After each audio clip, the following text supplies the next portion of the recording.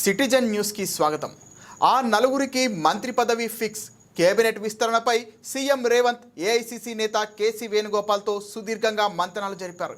సామాజిక వర్గాల వారీగా మంత్రి పదవులు ఆశిస్తున్న ఎమ్మెల్యేల వివరాలను సేకరించారు.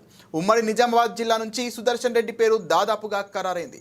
బీసీ సామాజిక వర్గం నుంచి వాకిటి శ్రీహరి, మైనార్టీ నుంచి ఎమ్మెల్సీ అమీర్ అలీఖాన్, ఎస్సీ నుంచి వివేక్ పేర్లను ఎంపిక చేశారని తెలుస్తోంది. బీసీ సామాజిక వర్గం నుంచి మరొకరికి మంత్రి ఇవ్వాలని డిమాండ్ వస్తుండడంతో ఆ సామాజిక వర్గానికి చెందిన సీనియర్ ఎమ్మెల్యేల జాబితాను అధిష్టానం పరిశీలించినట్లు టాక్. ఇదిలా ఉంటే కేసీ వేణుగోపాల్ బుజ్జగింపులు చేసినట్లు సమాచారం.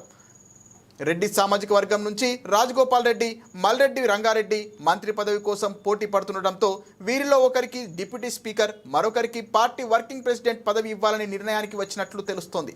కానీ తనకు డిప్యూటీ స్పీకర్ పోస్టు వద్దని మల్రెడ్డి రంగారెడ్డి ఇప్పటికే తన అభిప్రాయాన్ని సీఎం రేవంత్ రెడ్డికి చెప్పినట్లు టాక్. కానీ మరోసారి ఆయన్ను బుజ్జగించే ప్రయత్నాలు చేస్తున్నట్టు తెలుస్తోంది.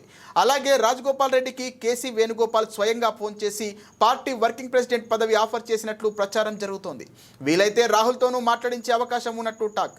ఒకవేళ రాజగోపాల్ వర్కింగ్ ప్రెసిడెంట్ పదవి తీసుకునేందుకు ఒప్పుకుంటే విస్తరణ త్వరగా పూర్తవుతోందని పార్టీ సీనియర్లు అభిప్రాయపడుతున్నారు. ఎస్టీలకు చీఫ్ విప్ లేదా డిప్యూటీ స్పీకర్, మంత్రివర్గంలో ఎస్టీ లంబాడాలకు ప్రాతినిధ్యం లేదు. ఇప్పుడున్న పరిస్థితుల్లో ఆ వర్గానికి మంత్రి పదవి దక్కడం కష్టమనే అభిప్రాయాలు వ్యక్తమవుతున్నట్లు సమాచారం.